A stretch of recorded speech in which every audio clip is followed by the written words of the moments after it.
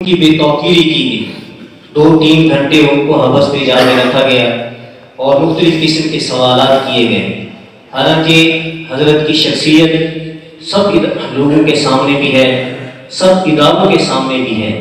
इस अमल से पूरे ज़िला दौसा की मुसलमान आवाम को तकलीफ पहुंची और पूरा दीनी तबका और मजहबी तबका इस वजह से इस तराब के अंदर मुब्तला है।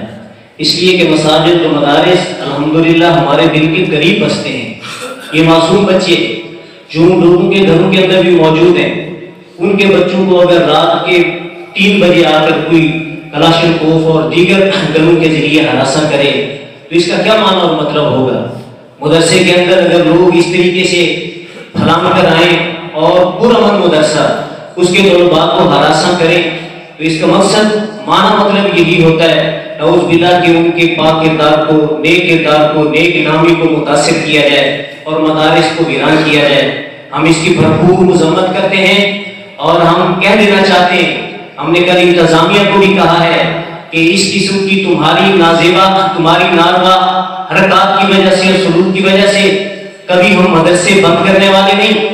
इंशाअल्लाह मदारिस की रौनक बढ़ेगी, इंशाअल्लाह मसाजिद की रौनक बढ़ेगी, इंशाअल्लाह दीनी तहरीकों को अल्लाह तबारक व तआला मज़ीद इज्जत और अज़मत नसीब फरमाएंगे। लेकिन हम इस किस्म के बुरे किरदार को पहले भी बुरे किरदार से देखते हैं और काबिल मुज़म्मत करार देते हैं, अब भी मुज़म्मत करते हैं। इतना बड़ा इज्तिमा जो आज यहाँ अल्हम्दुलिल्लाह मुसलमानों का मौजूद है, तमाम दोस्त मैं आज ये कहता हूँ कि हाथ खड़े करके इसकी मुज़म्मत करें कि हम इस क्या नाम है नारवा सलूक की भरपूर किस्म की मुज़म्मत करते हैं। और किसी भी दीनी कारकुन, किसी भी दीनी मदरसे के साथ अगर इस किस्म की दोबारा कोई बदतमीजी की गई तो हम हर किस्म का एहतजाज करने का हक रखते हैं। अल्लाह तबारक व तआला मसाजिद और मदारिस की हिफाजत फरमाए।